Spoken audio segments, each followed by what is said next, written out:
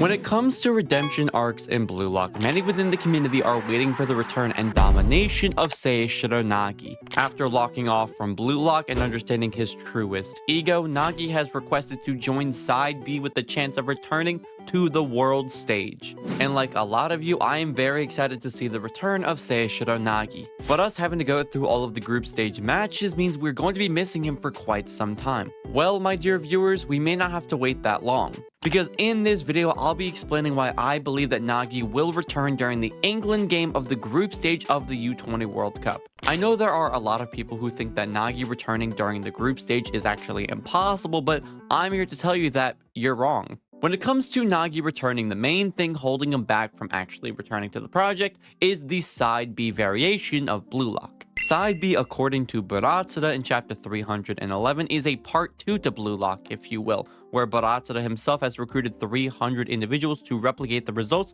of the Blue Lock project to select the final 2 members of the Japan U20 team. Now, what makes many people believe that Nagi, or really any other Side B member, will not appear before the knockout stage comes from Burū's own statement that the Side B project will be done after the group matches are complete. But I'm here to tell you that that statement isn't entirely as credible as you may believe. Burū does inform Blue Lock that Side B will conclude before the knockouts happen to begin, and let's assume for this statement that he isn't lying, that he fully believes this and is telling the truth. This doesn't inherently mean that Nagi will not be able to play any earlier. Now hear me out on this, because it does kind of get confusing. While Side B is intended to end around the knockouts, Nagi still has the possibility of playing earlier because of one single factor.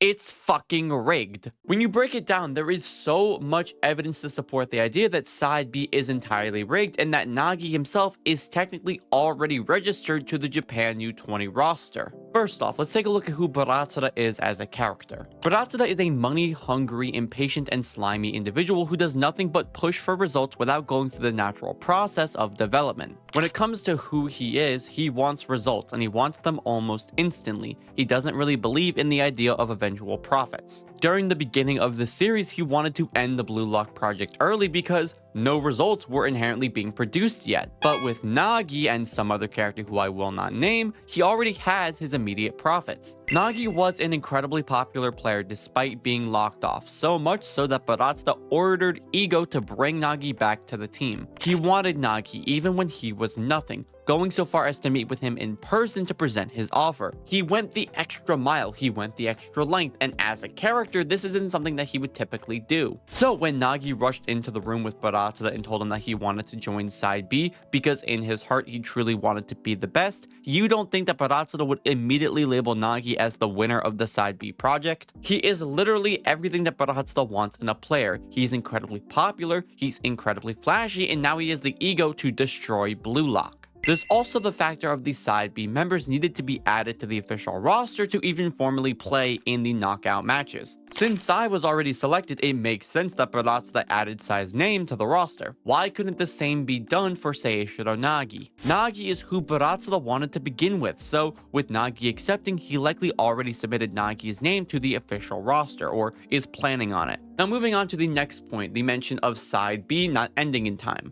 Now a lot of people believe that Side B would be broadcast live for Blue Lock TV subscribers to watch, but this isn't actually true. All Burū says is that with the payment of an additional fee, people will be able to watch the Side B project. Nowhere does it say that the project would be streamed live. So let's assume that the project would be streamed weekly like any other TV show. It's likely to assume that the broadcast would not only be pre-recorded, but also edited to show the only parts that would generate money. In this context, it doesn't really matter if Burū says that the Side B project will end around the time of the knockout stage. He's just extending this project as long as he can to make the most amount of money possible.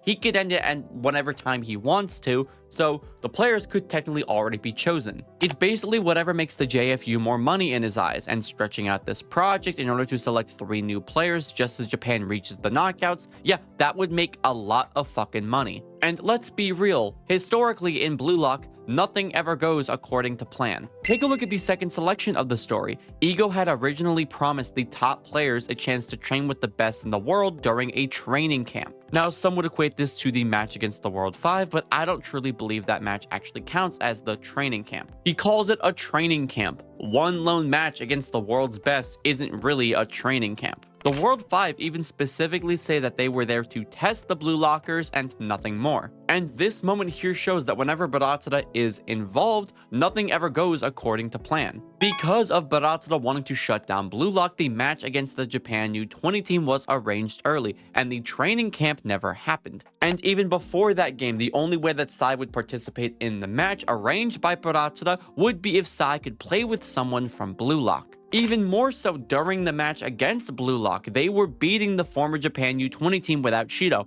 which forced Barātsura to play this Joker card. Whenever he is involved in something, nothing ever goes according to plan historically throughout the Blue Lock series. So why would you trust his statement to say that when he says this project is going to end, it will actually end around this time? You shouldn't hold this statement to a different standard when all of the other instances where Barātsura is involved have never truly processed the actual timeline that they've needed to generate the effective results. But how does this connect to Nagi and him returning during the England game? I mean, assuming that the Side B project is rigged, what circumstances lead to Nagi even appearing during that match? Well, for that answer, let's take a look at the ending of the episode Nagi spin-off manga. In the final chapter of the episode Nagi spin-off manga, on the final pages, we see Nagi walking down a hallway wearing the Blue Lock sensor suit, holding a Blue Lock 11 uniform. However, this moment is very likely to be Nagi after the Side B project. The first point to consider is that Side B